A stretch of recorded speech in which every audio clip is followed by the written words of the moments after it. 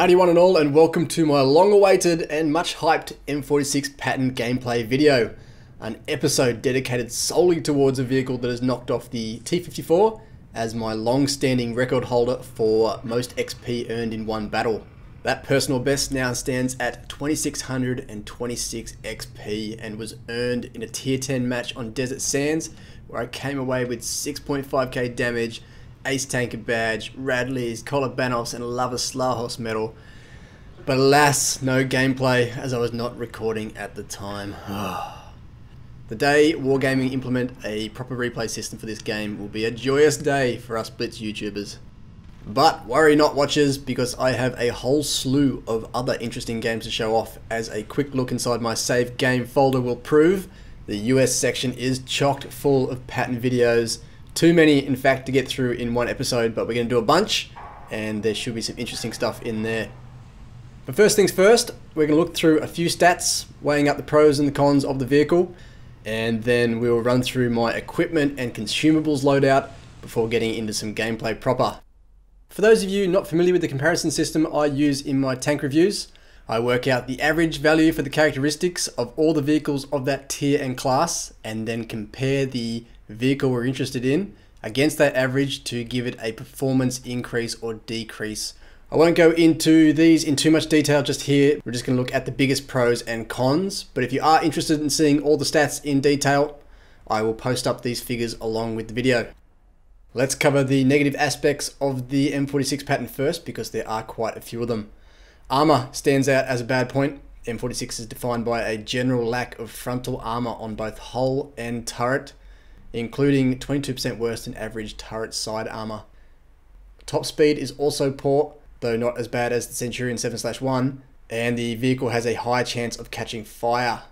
The penetration values of the 105mm T5E1 M2 gun are worse than the average for that tier, and dispersion 0.4 meters per 100 meters is the worst by far of any of the tier 9 medium guns.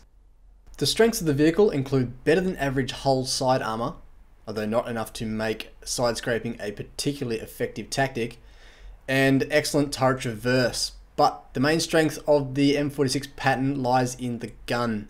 Higher than average rate of fire and alpha damage per shot leads to the highest damage per minute of any of the tier 9 mediums, 2,555. Couple that with the fantastic vertical firing arc of this weapon, 22 degrees elevation and negative 10 degrees gun depression, and you've got a great hill fighter, and that makes up for the vehicle's lack of armor. In my experience, good gun depression will beat good armor in most cases. Even vehicles with the toughest armor can often be damaged with high explosive rounds, and good armor often comes at the price of maneuverability. No round though, no matter how high the penetration value, is going to get through the terrain. And if you've got a vehicle with a turret that can make effective use of terrain as cover, whilst at the same time getting return shots away, then that is a huge advantage, and you should always be fighting in the hills. In my 3 consumable slots, I've got single purpose repair kit, multi-purpose restoration pack for an extra repair, crew healing and fire extinguishing, and the case of cola for a 10% buff to crew skills across the extent of the game. This is my default loadout for all vehicles now. No funny business, no special cases for different vehicles. This is it. When I first started playing Blitz, I toyed around with different combinations for different vehicle classes, but in the end just decided to go with the one default loadout that allows me to automatically select the right button in the heat of battle. There's nothing worse than fumbling with the controls when you're on fire, or if you're tracked out in the open. You really need to be on the ball with your repairs in that kind of situation. My ammo loadout is roughly 2/3 AP, 1/3 APCR with a little bit of HE thrown in there. My medium tanks tend to take a bit more APCR, or whatever the gold round happens to be, than say tank destroyers or heavy tanks, because that class of vehicle generally has lower standard AP round penetration. And in my equipment slots, I've got improved ventilation for 5% to all crew skills, the vertical stabilizer for increased accuracy during movement and turret rotation, that's 20% buff, and the medium caliber tank gun rammer for 10% decrease to loading times. The improved ventilation is a standard for me across all my vehicles that can equip it, The vertical stabilizer, if you've got an option between the V-stab and the gun lane drive, you should always choose the vertical stabilizer because it's more effective in more situations, and the medium caliber tank gun rammer kind of speaks for itself. With that equipped, the rate of fire is just over 8 rounds per minute, and that bumps the DPM up to about 2800. Alright, let's get into these games. I've got a heap to get through, a dauntingly large amount to get through. Actually, it's taken me quite a while to muster up the energy to do the commentary for these ones. We are kicking things off on Middleburg, Tier 9 battle. Excellent map for the M46 Patton, and this should be a decent display of what I was talking about in regards to hill fighting. I'm with Selbrock, the curator of the fantastic Blitz statistics site, selbrock.net/blitz. If you play on the Asia server, definitely check that site out if you have not already done so. It is worth your time. The hill here on Middleburg, well, you could call it a mountain, really. It's a huge, dominating feature of this map. A lot more important than other hills on other maps. You often see tanks sitting up the back of maps, say it's on desert sands or maybe dead rail. These positions, you often see tank destroyers there, and they are good so long as no one spots them. As soon as they do get spotted, they usually die in a withering hail of gunfire. These are not positions that you can defend from. It's all well and good when your team is winning, but as soon as someone approaches you within spotting range, you've got to get out of there. Not so with this hill here on Middleburg. This is a fantastically strong position. It covers the entire, I guess you could call it, eastern portion of the map, overlooking the town.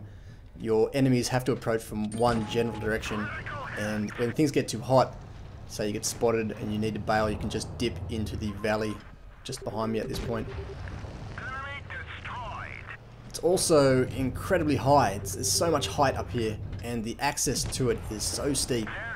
It offers you a lot of opportunities for tactics if you win this portion of the map. Even if your team lose the town, as we've done here, if you hold this portion of the map, the high ground, you can turn that into so many different options.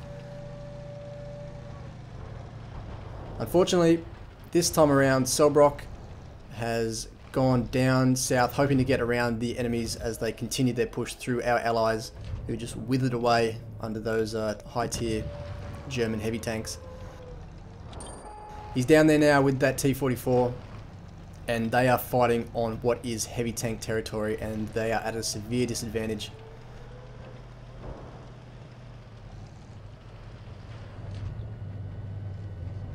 There goes the T-44. I track the IS-3, hoping to get rid of him. Selbrock is making a dash for safety. He wants to get past this guy and onto my side of the map, back up to high ground with me, but the E-75 has come around, and a double shot from him and the IS-3 sees him out. So it's 1 on 4 at this point. Briefly, as I dispatch the IS-3. E-75 driving my direction. We've got also a T-28 prototype who's about to appear to his immediate left. There it is. And that Tiger II. Trade shots with the prototype, and instead of withdrawing into cover, as would have been the smart option, he stays out in the open. It bounced there off the, I was aiming for the cheeks of the turret of the prototype, but I get a bounce. I swap to APCR, and now it's 2 on 1 with the heavies climbing the hill towards me. This is fantastic news. That's exactly what I want them to do. It's going to take them ages driving up that incredibly steep slope, and it's going to give me a lot of time to position myself so that I can dictate the terms of the next encounter. You can turn this amount of height into an amazingly fast flanking maneuver if need be. All you need to do is get yourself hidden from the enemy and drive in left or right direction, and within 10-15 seconds you could be behind them by 50 meters, 100 meters. The Tiger II has realized that capping is probably the best way to dig me out of here, which is correct. If you are in this position, having one person on the cap while the other people in your team defend is the surest way to get your enemies out of where I am now. E75 still wants to fight, but by this stage he might have already used his repair kit, and he knows that if he pokes his nose over that hill, I've got the option to perma-track him. He's backing out, and now I'm going to have two guys on cap. They are playing it smart at this point, and that's going to make it a lot harder for me. This high ground is where I have the advantage, but now with two guys on cap and just over 2 minutes remaining on the clock, they have forced me now to engage them on their terms. So I reversed in one direction, giving the illusion that I was heading in that direction, and then as soon as I disappeared off their radar, I immediately switch directions and I head on the other way.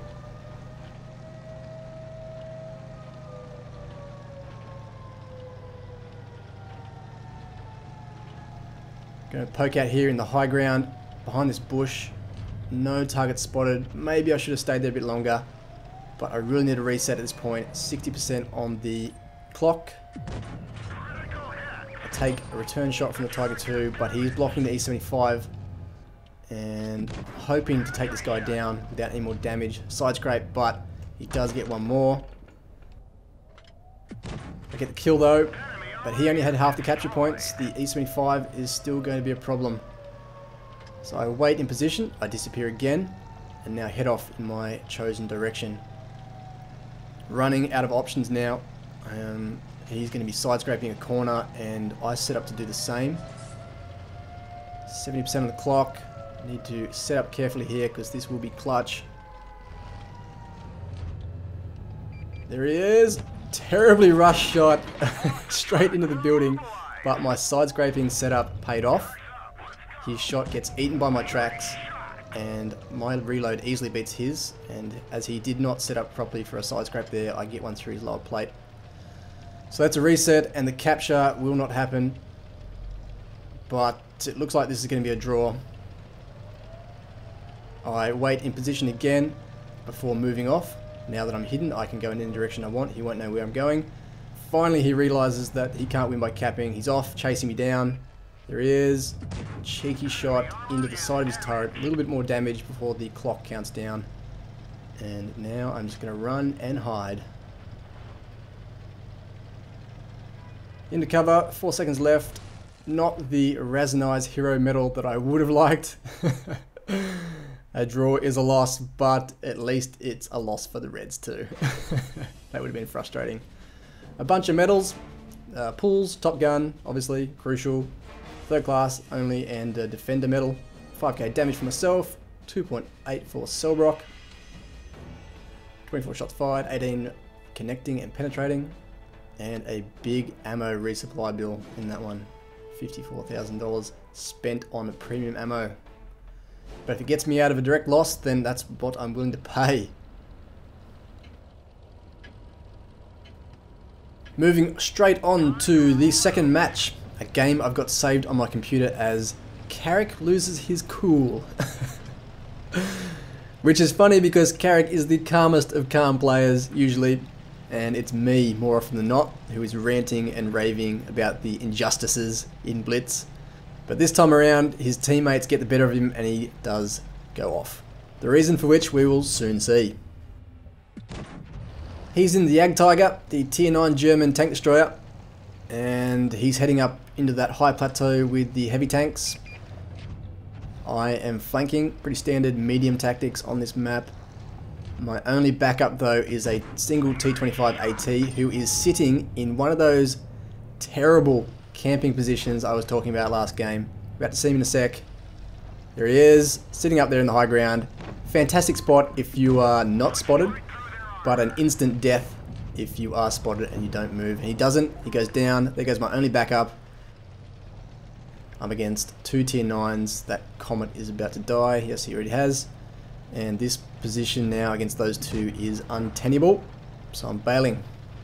Bailing back to a position here with this SU-152 who can at least give me a little bit of fire support and will allow me to keep the distance between those guys. And at this point, Carrick starts to encounter his dramas. You can see him up there bunched in with those heavy tanks. He has a T-29 sitting directly behind him, which is fine. You can use your teammates who have better armor than you to shield yourself, but you can't do it in a way that inhibits their ability to move and maneuver, say angle their armor, or reverse into cover, or completely out of someone's line of fire. That T-29 did not do that. He was sitting directly behind Carrick, and that ultimately gets him killed this game. Situational awareness, guys. If you are fighting in amongst your other teammates, be aware of what they might be intended to do and what they are up against, and keep your distance. In character defense, he shows a lot more restraint than I probably would have in his position.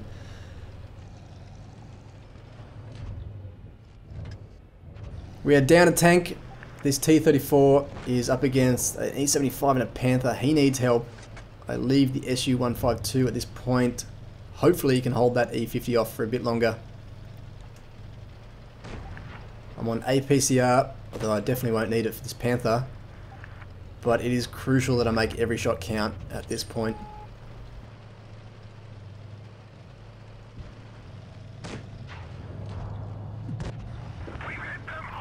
Panther not even bothering to look at me.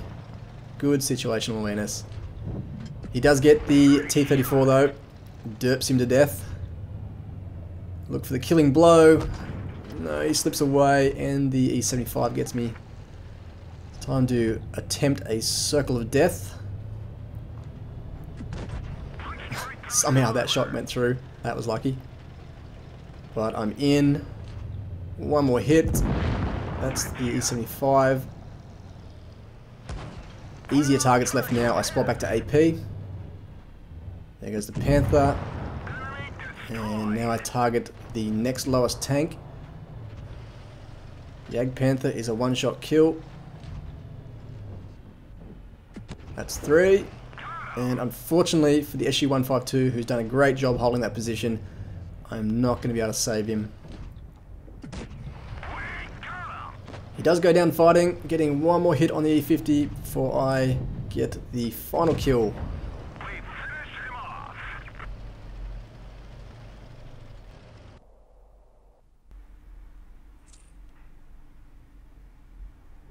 Just a Top Gun and a second class badge for that game. 4.3k damage, only 700 for Carrick, unfortunately with the issues he had up there. 35,000 credits and a heap of XP. Up next is a quickie on Winter Malinovka. My platoon mate for this match, Soyo Sand, who you may recognize from the Selbrock Top 100 list. Currently the highest non-stat patter win rate in the Asia server at the moment. Fantastic player. He's in the T-54 and he's going to help me rush the windmill.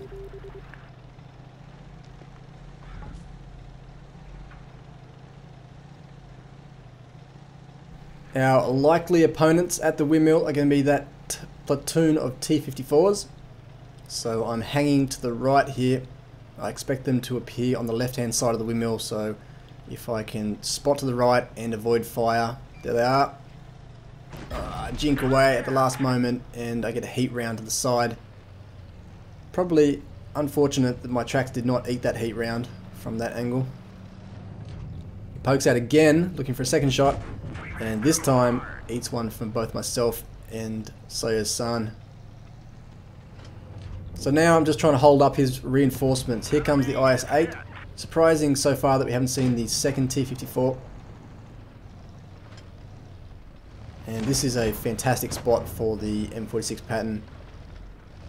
Although the turret doesn't have great armor, in fact it's fairly poor armor, it is a small target, and if you can keep it moving, only appear over a ridge like this when you are fully reloaded, it's quite hard for the enemies to get a bead on you. So here comes the rest of the reinforcements. A couple more heavies, T-29 and a Tiger II. And they are all milling about in one spot now. Look at the confusion here. We've got backup in the shape of an E-75 and a M103. They're both going to have good games. And these guys just had very little chance of singling any one of us out. That was a misplay just there. I pulled over the hill before I'd finished reloading, and the price of that was a missed shot and some return damage. But we've got these guys on the retreat, and they're not going to last much longer. Get a second kill there with the IS-8. Tiger II, yep, straight away goes down. ISU up the back there is behind the hills, so I focus my attention to this T-29. Aim for a little bit longer, looking for a tracking shot, and I get it. He repairs and he's off again, so I try the same thing. Second tracking shot, plus an engine fire. So same with the kill, and we're off again. That ISU is not going to last. And now we've just got the T-54 remaining. 4.5 minutes left on the clock. 1 tank remaining. There's no way we're going to cap this one out. Let's hunt this guy down. He has likely come all the way through the low ground, and he's coming up behind our spawn.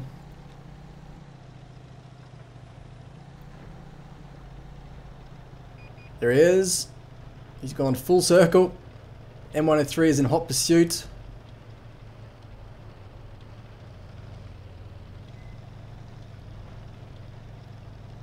M103 hits him. Looks like it was a tracking shot, but he's repaired that.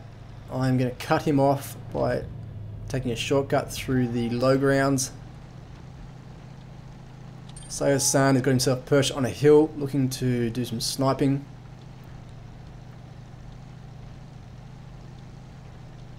The hunt is on. He appears, and I'm not slowing down here. Straight after this guy. Take a hit. Gun damage, but bang. Double tap there, myself and the M103 who gets the kill. Fantastic little game. Sniper and Brothers in Arms. 3.7 for myself, 3 for Sayo. And a good amount of credits and XP. Up next is a match on Dead Rail. Another great map for the M46 Patton. The medium tanks, as we all know, love to rush the ridgeline, and unlike the T-54, the Patton can make full use of the cover that it provides, whilst at the same time getting shots away. I'm with Pockety, I think that's how I pronounce his name. Pockety? Anyway, one of the ace guys. Fantastic M46 Patton player. He is one of the best for sure. Straight up to the ridgeline, getting some early hits on these heavy tanks who have only halfway made it into cover. I've got a whole bunch of games saved for Dead Rail with the Patton, but I chose this one because the others I think I got a bit lucky. I did a lot of cresting the hill without knowing where the top tier tank destroyers were, and it was just a matter of luck that I didn't get whacked, as it can happen if you stick your neck out too far.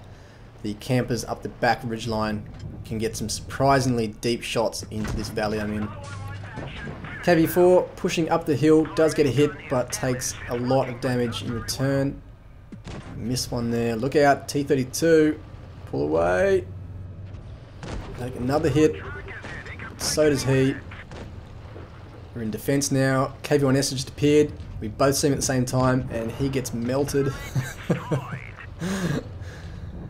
There was a Yag Tiger to the right. You have to be careful of that. But we're going to push the ridgeline again. Troll KV4 armor there. Can't get through that. Now, I make a bit of a misplay here. My intentions were good. I know this guy's approaching our flank, so I wait, hoping that he's approached far enough to the right now that I can get him behind him in one little motion. But there he is. He's actually climbing the hill in the middle. And I commit when I probably shouldn't. I take one shot there as I get around him. Tracking shot, but he repairs, and now I've got an IS-3 to my right.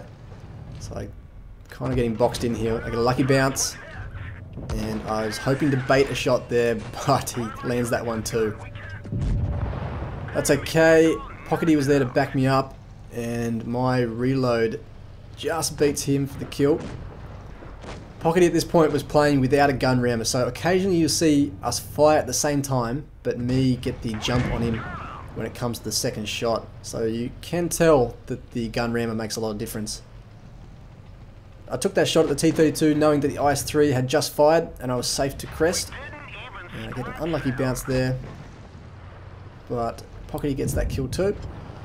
Our team has rushed in to help, and now it's 5 on 2.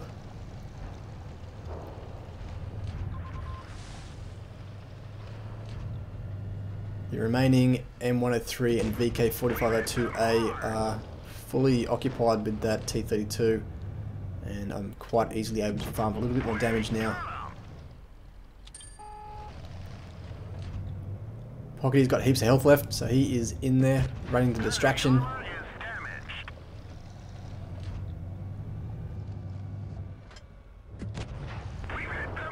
Gets the kill. That's his 4th.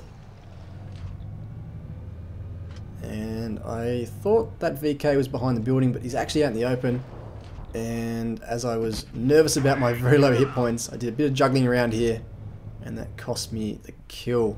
STI gets that, but that's okay. Well played, team.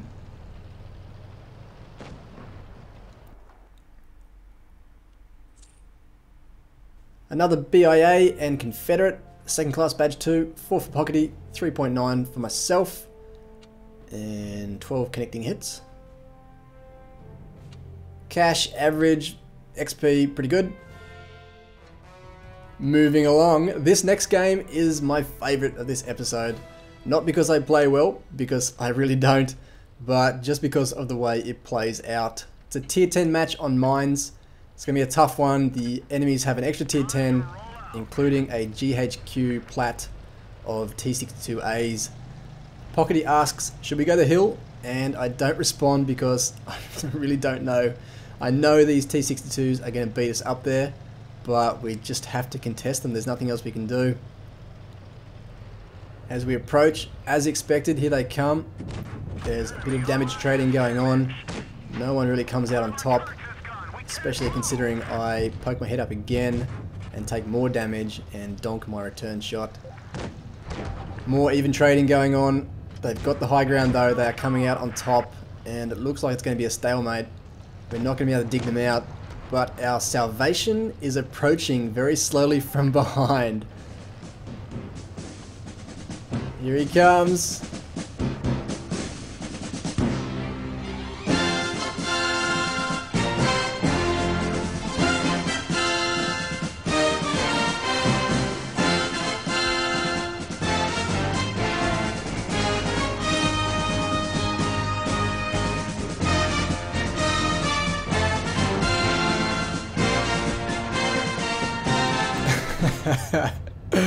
Alright, let's rewind that and play it through again. Brilliant maneuver from the Morse. Not much thinking required of it, but perfect timing. It's a stalemate, it's looking bad, but here he comes, he calls for an attack. We can immediately see what he's going to do. This is brilliant. I can use him as a shield from those heavy tanks that are appearing down in the low ground. He is going to take damage, but the Morse will just shrug that off. He's got 2,500 hit points.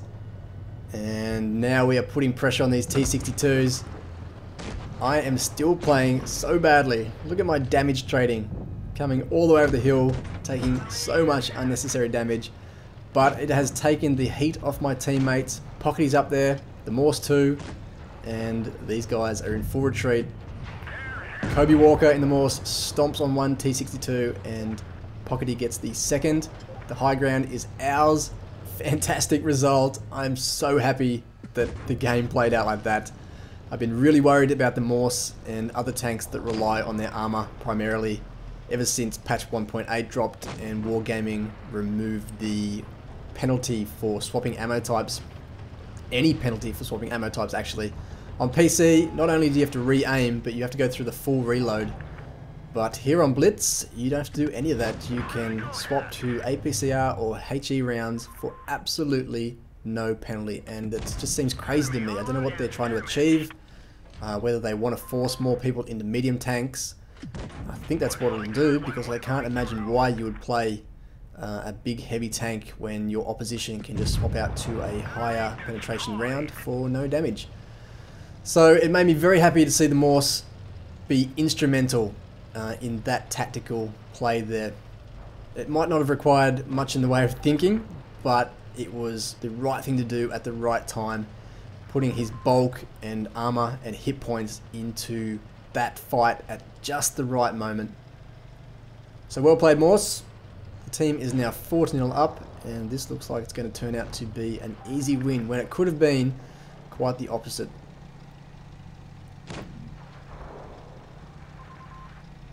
Taking a bit of a risk here to be sitting where I am when I know there's that Tiger 2 on the high ground towards enemy spawn, but just farming a bit more damage.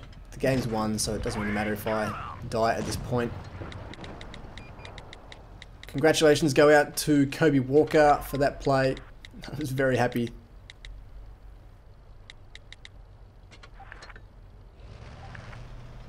The ISU recognises it as well. And now we are 6 love up. The game is in the bag.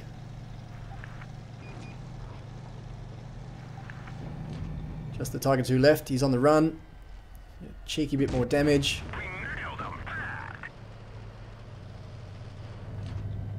He's backing up by the looks of it. Better get to cover. Hide.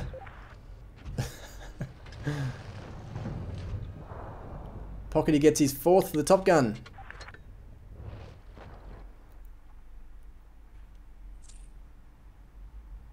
Just a 2nd class badge for that game.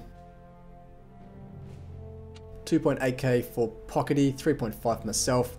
The GHQ boys there in their T62s were unlucky. In most other games they would have been able to use that high ground to their advantage more and come away with a win, but we were fortunate that we had such a good heavy tank backup in that game.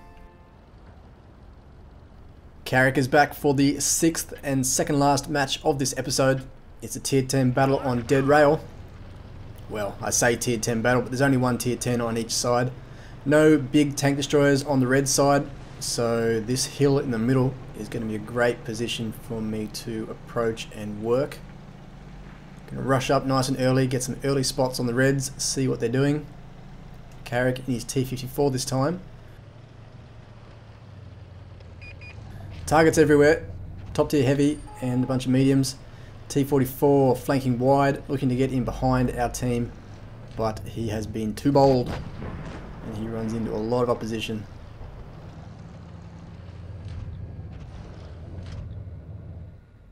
Somehow get a bounce off his engine deck there.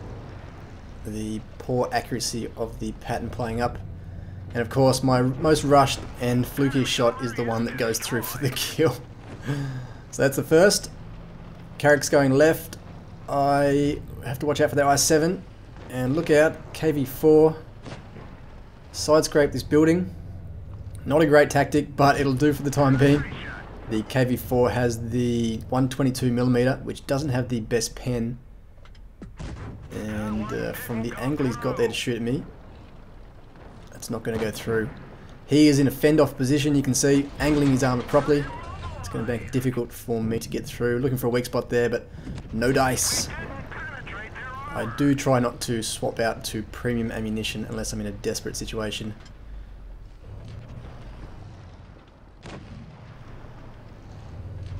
Looking for the Lerva. He's come over too far, but that exposes me to a shot with the IS-7. Take one there. But this IS-3 is now too far out for the rest of his team. No backup. And I'm going to circle this guy.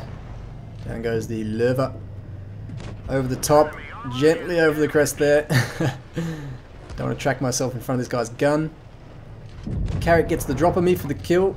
But all is fair in love and war, and it's 4-0 now.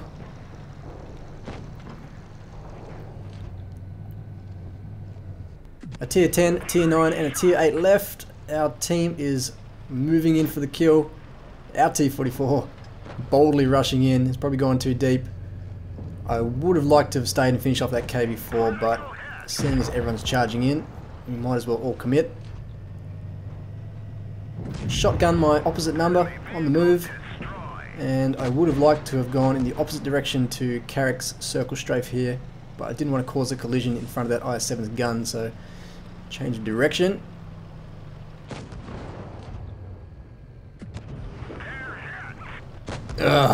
Take a bit of extra damage there.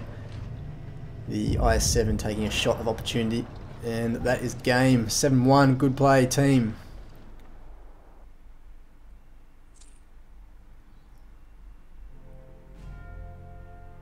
Another good spread of damage across this team too. The E5 on our team did a great job. 8 connecting hits. 28,000 credits and 1.6k XP. We finished things today with a tier 9 game on Black Goldville. It's a dual M46 Patton gameplay vid. Pockety's back for this one. And we're going to rush into that position you've seen me use before, my new favourite Southside Black Goldville position. Believe it or not, I finished the grind to the M48 Patton last night. The M46 here is done, completed, but it's certainly going to be a vehicle I keep in my garage. It is just too much fun. Okay, here we are in a position that controls, or at least overwatches, the enemy's run up into the caves, and has a height advantage over this middle ground where Pockety is overwatching, as well as being an easy run into the cap.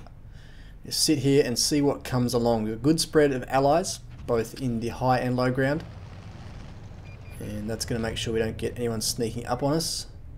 First target spotted. Tiger 2 approaching the caves and is the target for everyone at this point. I get an engine fire and he gets melted.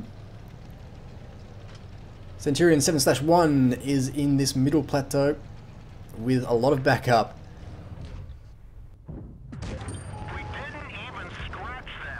And it looks like Pockety might have got caught out typing in the open ground there. I hate when that happens. This 7/1 driver, I bet you he has a damage dealt to damage received ratio of about 1, because you'll see him throughout this game trading damage evenly. He doesn't really set himself up to come out on top. Our E75's rushed in full ham and gets taken out by all that combined firepower down there. We've got a Centurion 1 in the high ground, but he's also not going to keep his head down. Pockety taking heaps of damage. Targets everywhere down here. I get a shot on the IS-8, but it's getting too hot there in that corner. A determined rush by those two tier 9 mediums will leave me in very low health, so I back out. I'm going to try and get above where the Centurion was, but I'll play it more cautiously.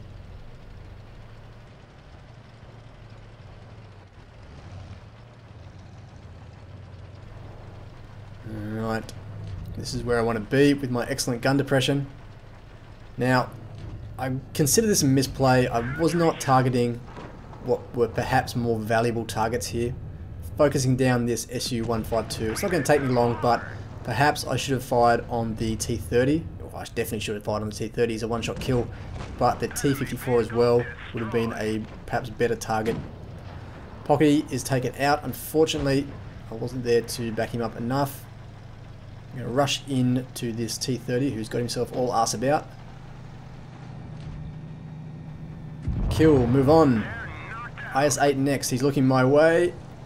Take a hit, snap repair the track, double tap there from myself, and that heavy tank above him gets me my third. Here's that 7/1 again, not setting himself up in a position where he can get a shot away without taking one back. He lands his shot, but I can afford to take one and he could not. T-54 plays things a bit smarter. He gets one shot on me and I am potentially a one-shot kill for this guy, I think, so I'm playing very cautiously. He does a little dance. He had the right idea, but that was an easy kill there. That's 5. Nice little run there. And now there's just a Tiger remaining. And so this is where I will finish with the M46 Patton. It's been a big one. If you've made it this far into the video, I congratulate you. This has been by far my longest ever episode, running at about 40 minutes. This tank is a fantastic machine. I really enjoyed the grind. In fact, it hasn't even been a grind, it's just been a lot of fun. So if hold down tactics and hill fighting come naturally to you and you have not yet tried the M46 Patton, I wholeheartedly recommend this vehicle to you. It is a great machine. So thank you very much for watching. Special thanks go out to my platoon mates for these games and all my allies. Commiserations to the Reds, and you know you will see me on the next one. Peace.